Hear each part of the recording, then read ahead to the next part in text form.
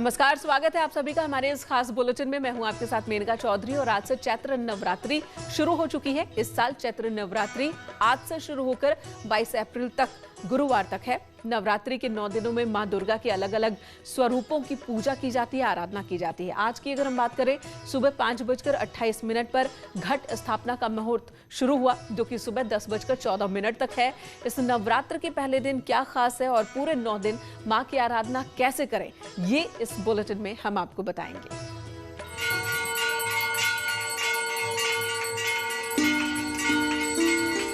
महावरदान का महापर्व नवरात्र शुरू।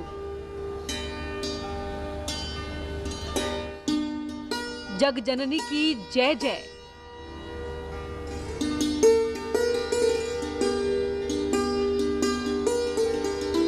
नौ देवियां देंगी 9 वरदान। इस वर्ष के चैत्र नवरात्र की एक विशेष संयोग लेकर के आया है। वो संयोग क्या है और क्यों ये नवरात्र पिछले नवरात्र से अलग है? वो कौन सा संयोग है जो आपकी खुशियां लेकर आया है? इस नव संवत्सर का नाम भी जो है सनातन पंचांग के अनुसार आनंद है। पिछला जो है अगर आप नाम देखेंगे संवत्सर का तो प्रमादी था। प्रमादी में आलस्य की बाहुल्यता थी, पागलपन की वृद्धि थी और कहा जाए भागदौड़ की स्थिति थी, एक महामारी कोरोना जैसी महामारी को लेकर के। लेकिन एक सुयोग उत्पन्न हुआ है इस वर्ष जो है। कई आपको जो है खगोलीय अगर आप दृष्टि से भी देखेंगे, ज्योतिष शास्त्र के आधार पर भी देखेंगे तो ये वर्ष जो है आनंद लेकर के आने वाला है। मंगल ही मंगल करने वाला है। मंगल ही इस वर्ष के संवत्सर का राजा है और मंगल ही इस संवत्सर का मंत्री है। और मंगलवार से ही नवरात्र की पूजा शुरू हुई, इसीलिए जानकारों का मानना है कि इस साल मंगल ही मंगल होगा। तो इस प्रकार से देखा जाए तो भूमि पर रहने वाले प्रत्येक प्राणियों में आनंद की अनुभूति होगी, दिव्य आनंद देगा। कहीं न कहीं इस महामारी कोरोना जैसी महामारी का अंत भी होगा। चैत्र नवरात्रि 2021 घट स्थापना का शुभ मुहूर्त सुबह 5:28 से शुरू हो गया है। सुबह 10:14 तक ये मुहूर्त है, यानी करीब 4 घंटे 15 मिनट तक शुभ मुहूर्त रहेगा। इसके बाद घट स्थापना का दूसरा शुभ मुहूर्त सुबह 11:56 से दोपहर 12:47 तक का है। हालांकि घट स्थापना को लेकर विद्वान कई समय बता रहे हैं। इस बार जो अभिजिन्न मुहूर्त होगा वो द्वितीय में मिल रहा है, अतः इस बार का जो शुभ मुहूर्त होगा घट स्थापन का 5:43 से 8:27 के बीच होगा। वहीं देखा जाए तो इस बार माता का आगमन अष्ट पर हो रहा है। अष्ट पर माता का आगमन बहुत शुभ नहीं माना जाता है, लेकिन मानव कंधे पर जाना माता का जाना अति शुभ माना जाता है। तो निश्चित रूप में अगर मानव कंधे पर जा रही है तो देश में तमाम उल्लास देखने को मिलेंगे, तमाम बड़ी बड़ी योजनाओं का क्रियान्वयन होता नजर आएगा। तो ये सब तमाम चीजें होती रहेंगी। नवरात्र का पहला दिन मां शैलपुत्री का दिन होता है। इस दिन भक्त मां शैलपुत्री की उपासना करते हैं। कहते हैं कि मां शैलपुत्री की आराधना से मनोकामनाएं पूरी होती हैं और इस दिन कलश स्थापना से आप अपनी बुराइयां, अपने दुश्मनों पर विजय पा सकते हैं। देखिए, शक्ति का अधिष्ठात्री माँ जगदम्बा, हमारे धर्मशास्त्र में माँ पराम्बा को शक्ति के अधिष्ठात्री माना गया है। तो निश्चित रूप में माता की आराधना, वंदन, पूजन करने से शक्ति की प्राप्ति होती है। देखा जाए तो पूर्व में त्रेता युग में भगवान श्री राम ने रावण पर विजय प्राप्त करने के लिए जो है नवरात्र में माँ पराम्बा की आराधना किया था। तो वही महाभारत काल में भी पांडवों को जब कौरवों को विजय प्राप्त करना था तो माँ पराम्बा की शरण में गए थे, इनकी आराधना किया था। तो इसी आराधना के बल पे दोनों लोगों ने, भगवान श्री राम ने जो है रावण पर विजय प्राप्त की, पांडवों ने कौरवों पर विजय प्राप्त की। आज के दिन हम आपको मां विंध्यवासिनी का दर्शन करा रहे हैं। विंध्य पर्वत पर विराजमान आदिशक्ति मां विंध्यवासिनी की महिमा अपरंपार है। इनके गुणों का बखान देवताओं ने भी किया है। माता विंध्यवासिनी का ये धाम मणिद्वीप के नाम से भी विख्यात है। ये अवसर नवरात्रि का हो और विंध्याचल धाम की बात हो तो विंध्याचल धाम अपने आप में नवरात्रि में विशेष हो जाता है, क्योंकि यह स्थान त्रिकोण शक्ति के लिए जाना जाता है। माता विंध्यवासिनी यहाँ 3 शक्तियों के साथ विराजती है। एक प्रथम शक्ति जो इच्छा की देवी है, जिसने मनु और शत्रुपा को सृष्टि के नवनिर्माण की सफलता का आशीर्वाद दिया, यहाँ आकर के भगवती विराजी, ये इच्छा की देवी है। वहीं यहाँ पे 3 किलोमीटर की दूरी पर खेचरी मुद्रा में आकाश की ओर मुख खोले हुए मां रक्तबीज संहारिका विराजती है, वो क्रिया की देवी है। और तीसरी बिंदु पे यहाँ पर अष्टभुजा भगवती विराजती है। अष्टभुजाओं से रक्षा करने वाली ज्ञान की देवी के रूप में यहाँ बालिका रूप में विद्यमान है, ये कृष्ण की बहन है। तो ये तीन बिंदुओं पे इच्छा, क्रिया और ज्ञान के त्रिकोण पे बसने वाला ये विंध्याचल धाम अपने आप में विशेष हो जाता है नवरात्रि पर्व में। मिर्जापुर के इसी स्थान पर आदिशक्ति मां विंध्यवासिनी अपने पूरे शरीर के साथ विराजमान है, जबकि देश के अन्य शक्ति पीठों पर सती के शरीर का एक एक अंग गिरा है। इसलिए नवरात्र में मां विंध्यवासिनी मंदिर के दर्शन का खास महत्व है।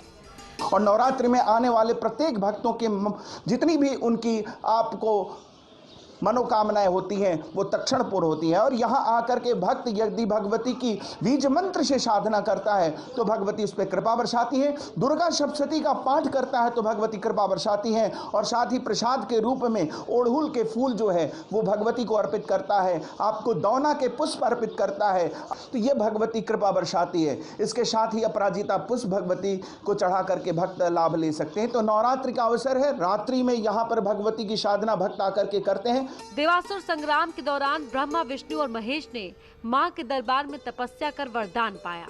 इसीलिए कहा जाता है कि यहाँ पर जो भी सच्चे मन से प्रार्थना करता है उसकी मुरादें पूरी होती हैं। शारदीय नवरात्र में भक्त आकर के भगवती के दर्शन करके गए हैं। आशा ही नहीं, पूर्ण विश्वास है ये नवरात्रि भी भक्तों को जो है विशेष तौर से जो है लाभकारी सिद्ध होगा, आनंददायी सिद्ध होगा और कोरोना जैसी महामारी से इस राष्ट्र को मुक्त करेगा। यही भगवती के श्री चरणों से प्रार्थना है। सर्वे भवन्तु सुखिनः, सर्वे सन्तु निरामया, सर्वे भद्राणि पश्यन्तु, मा कश्चित् दुर्भाग् भवेत्। सब सुखी हो, सब आरोग्य हो। भगवती के श्री चरणों से इस नवरात्रि में हमारी भी यही प्रार्थना है। जय मां विंध्यवासिनी।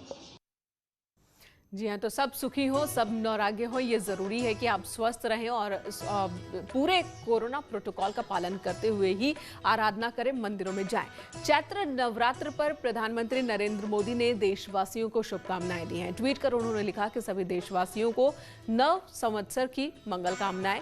ये पावन मौका हर किसी के जीवन में हर्षोल्लास लेकर आए। नवरात्र की बहुत बहुत शुभकामनाएं।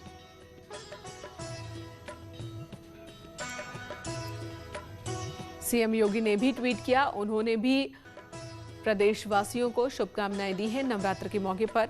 उन्होंने भी लिखा है, शक्ति उपासना के पावन पर्व चैत्र नवरात्रि की समस्त प्रदेशवासियों को हार्दिक शुभकामनाएं। जगत जननी मां जगदम्बा से प्रार्थना है कि सभी का जीवन सुख, समृद्धि, उत्तम स्वास्थ्य और सौहार्द से परिपूर्ण हो।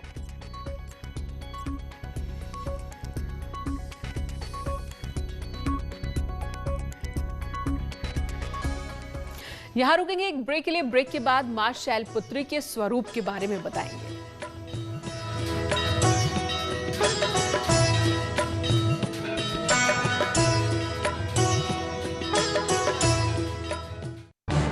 इस न्यूज हेडलाइंस के प्रायोजक पेट सफा आयुर्वेदिक जून, पेट सफा हर रोग दफा।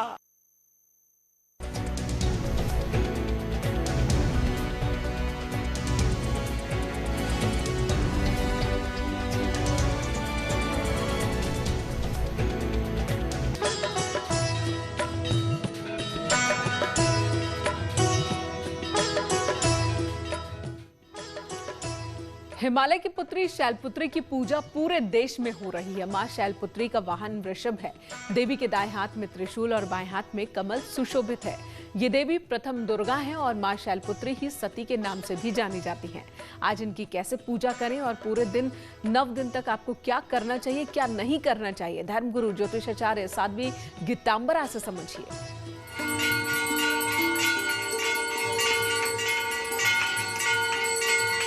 प्रथम शैलपुत्री च, द्वितीयं ब्रह्मचारिणी, तृतीयं चंद्रघंटेति, कुसुमांडेति चतुर्थकम, पंचमं स्कंद मातेति, षष्ठम कात्यायनीति च, सप्तमं कालरात्रिति, महागौरीति च, अष्टमं नवमं सिद्धिदात्री च, नवदुर्गा प्रकृतितः। पहले दिन, प्रथम दिन हमारे यहाँ ब्रह्मचारिणी देवी की पूजा होती है।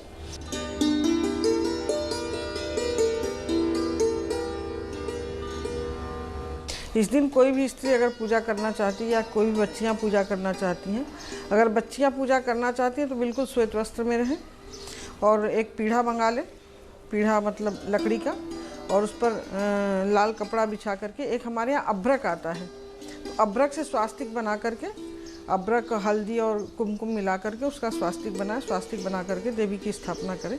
मंत्र बोलो ओम आगच्छ वरदे देवी दैत्यदत्त निषूदिनी पूजाम गृहण सुमुखी नमस्ते शंकर प्रिय। ये हो गया माँ का आवाहन।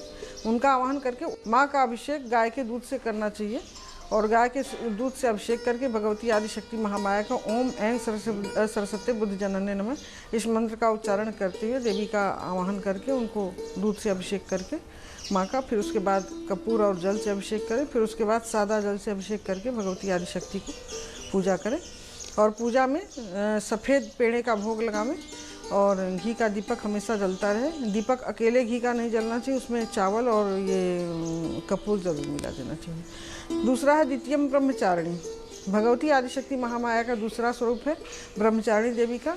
इनका पीला वस्त्र है और पीले पेड़े का भोग लगाना चाहिए। अगर इसमें कोई महिला पूजा करे तो पीली साड़ी में उसको पूजा करना चाहिए। इनका मंत्र है ओम ह्रीम ब्रह्मचारिणी दिव्य नमः।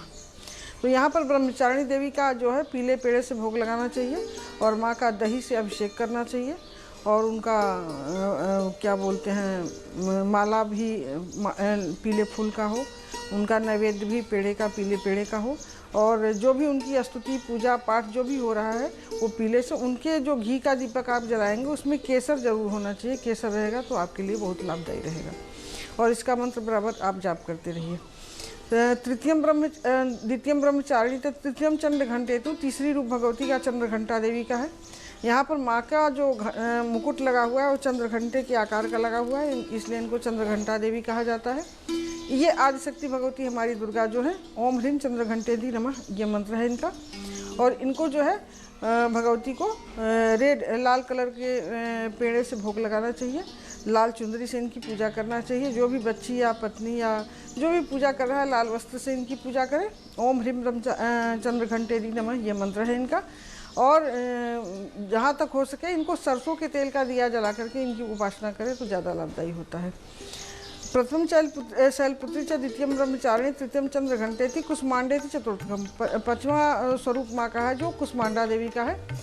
यहाँ पर माँ का जो भोग लगाया जाता है वो कुम्हड़े के पेठे का भोग लगाया जाता है और भगवती आदिशक्ति महामाया का वस्त्र जो होता है वो लाल कलर का होता है।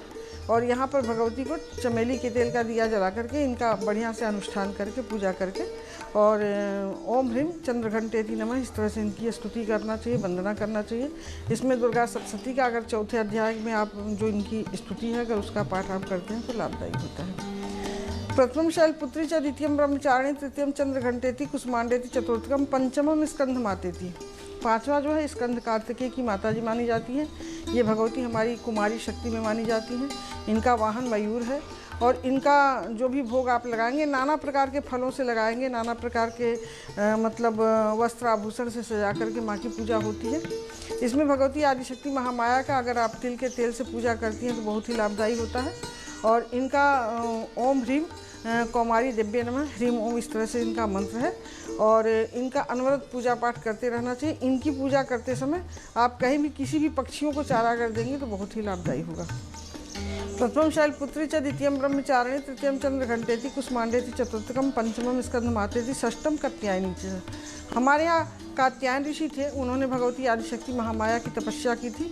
आदिशक्ति भगवती दुर्गा उनके ऊपर प्रसन्न होकर प्रकट हुई थी, इसलिए प्रथम पूजा कात्यायन ऋषि ने किया था, इसलिए इनका नाम कात्यायनी है। इनकी पूजा शाम के समय होती है। अगर शाम के समय इनकी पूजा की जाए तो बहुत ही लाभदायी होती है। इनमें नारियल की बलि जरूर देना चाहिए।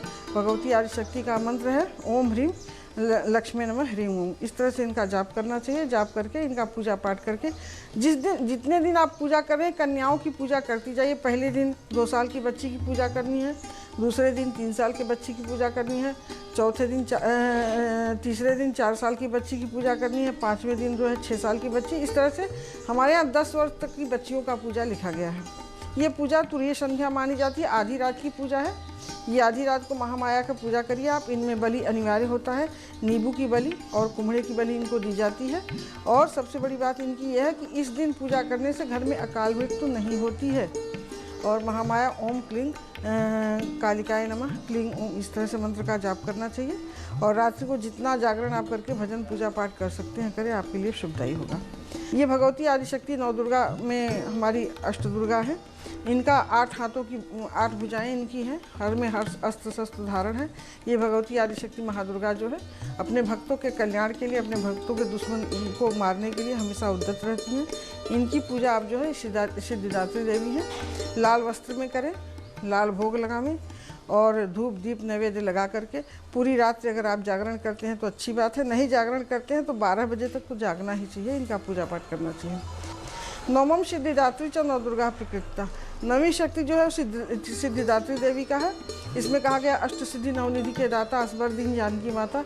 यही अष्ट सिद्धियाँ हैं जो जानकी माँ ने आशीर्वाद हनुमान जी को दिया था। इनके करने से हमें वाक सिद्धि मिलती है और इनकी पूजा है 9 महादेवियों के साथ। इनका पूजा करके उसमें नारियल की बलि, कुम्हड़े की बलि, नींबू की बलि, कटहल की बलि, 5 बलियाँ दी जाती हैं। कटहल की बलि और अगर हो सके तो आप कहा जाता है कि हमारे जब नींबू हम काटते हैं तो हमारे काम, क्रोध, मद, लोभ, मोह, मत्सर की बलि दी जाती है। इस तरह से 5 बलियाँ हम दे करके भगवती आदिशक्ति महामाया भगवती